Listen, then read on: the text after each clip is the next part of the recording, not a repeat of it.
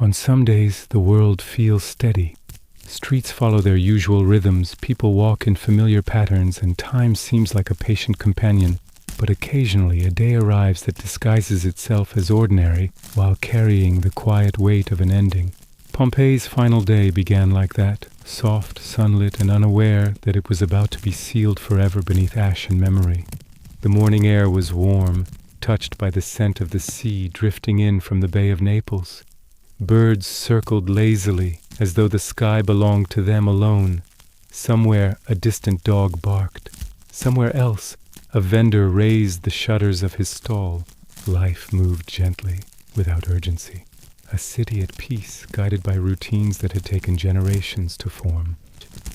In a small bakery near the Forum, Marcus rose early. He always did. The world to him was shaped by dough and fire, patience and precision. He believed baking was more than a craft. It was a slow conversation between a man and the elements. As he mixed water with flour, he whispered small thoughts to himself. He had the habit of talking to bread like an old friend. The dough felt good between his fingers, soft, alive, willing. Marcus kneaded it with the steady rhythm of someone who rarely doubted his purpose. Tiny puffs of flour drifted into the sunlight like pale, floating stars. Outside, a faint tremor shook the cups on his shelf. He paused, watched the ceramic pieces settle, and then continued kneading. Pompeii had always trembled.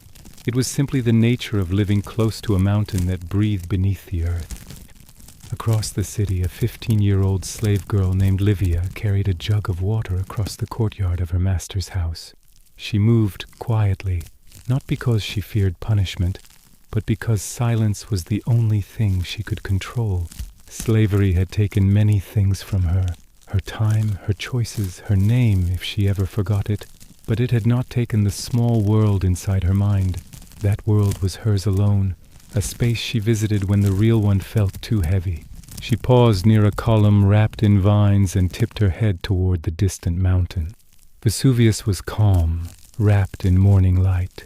She lifted a hand to shield her eyes. Something about the mountain always attracted her attention.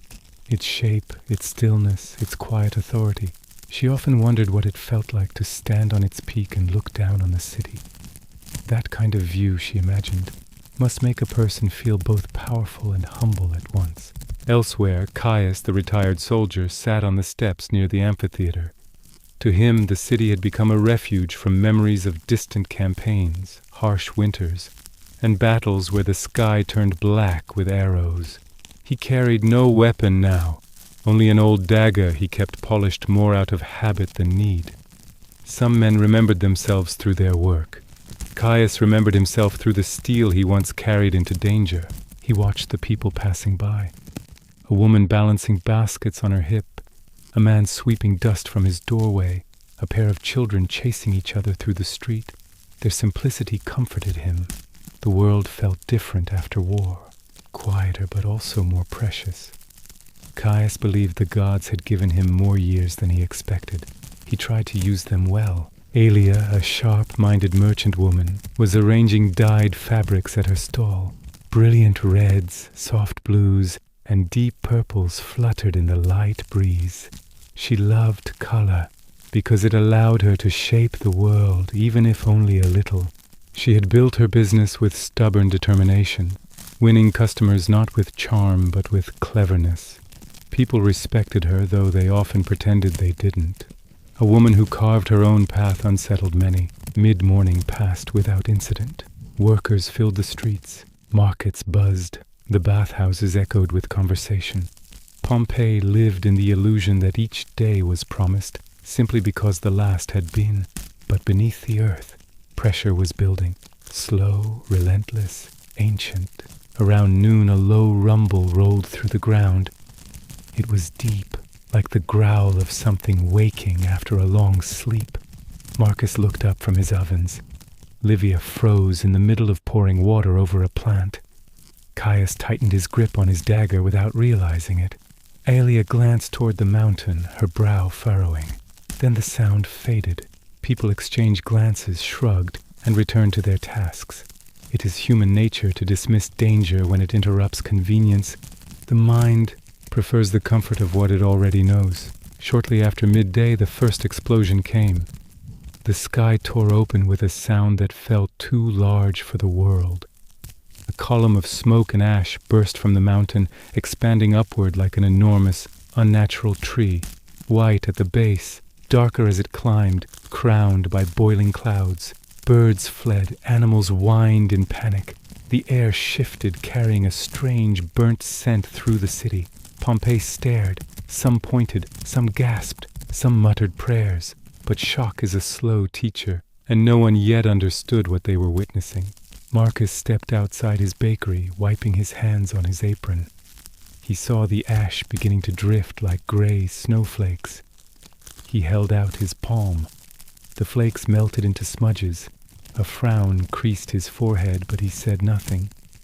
He had always been a quiet man, and quiet men often struggle to give voice to fear. Livia watched the sky with wide eyes.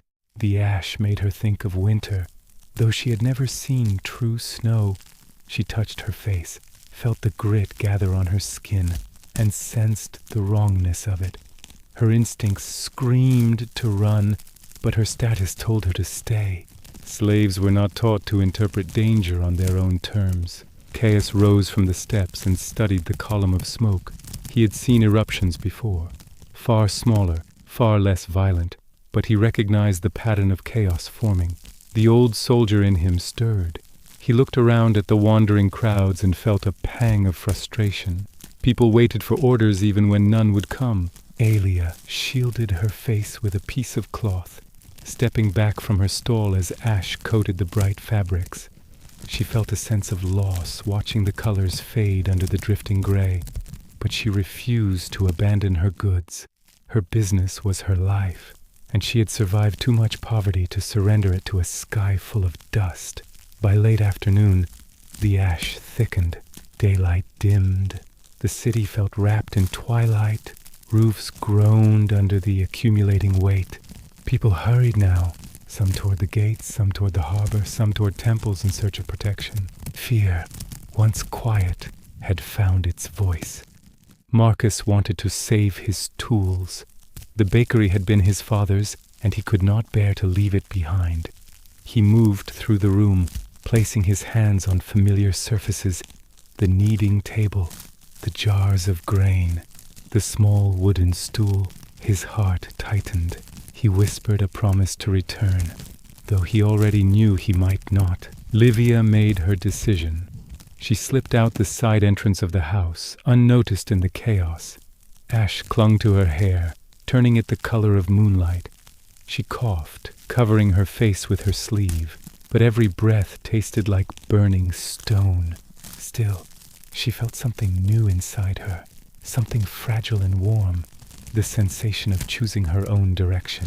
Caius moved through the streets, helping anyone he could.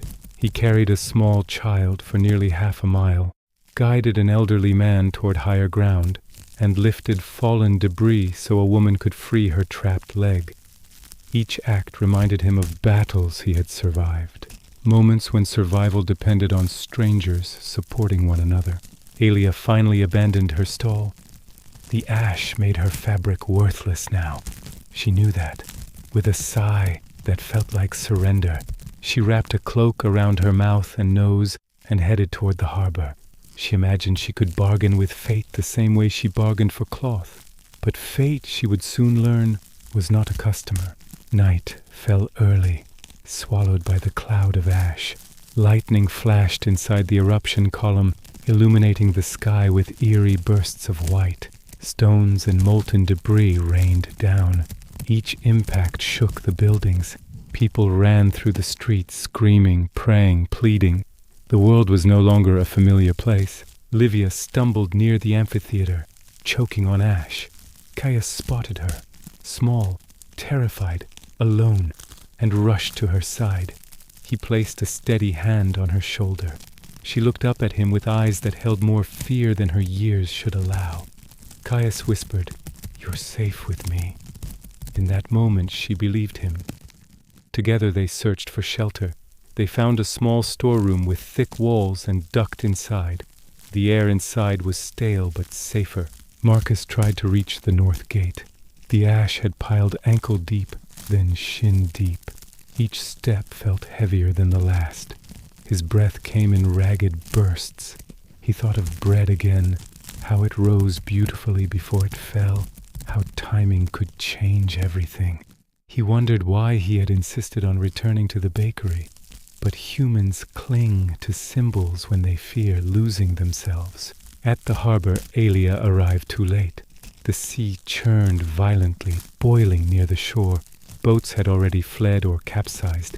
She screamed, not from terror, but from the realization that she had finally met a force she could not persuade or outsmart.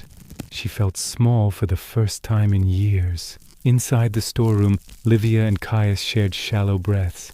The air grew thicker, hotter.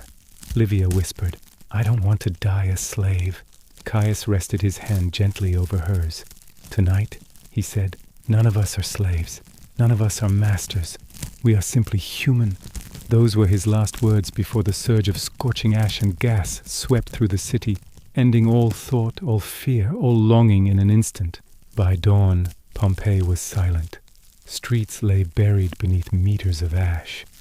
Houses were filled to their ceilings. Bodies were preserved in the positions of their final moments, reaching, crawling, embracing, praying. A city paused at the threshold of eternity. But Pompeii was not lost. Centuries later, when the city was rediscovered, the people spoke again. Not through voices, but through shapes, through gestures frozen in time. Marcus curled over his tools, Aelia reaching toward the sea, Caius shielding the young girl who only wanted one moment of freedom. Others lying together, refusing to face the end alone. Their stories remind us that life is fragile, that warnings are quiet until they are loud, and that every ordinary morning has the potential to become our last unremarkable sunrise. Pompeii teaches us to live gently, to listen deeply, and to honor the moments that seem too simple to matter, because nothing in this world is guaranteed. Not breath, not time, not tomorrow.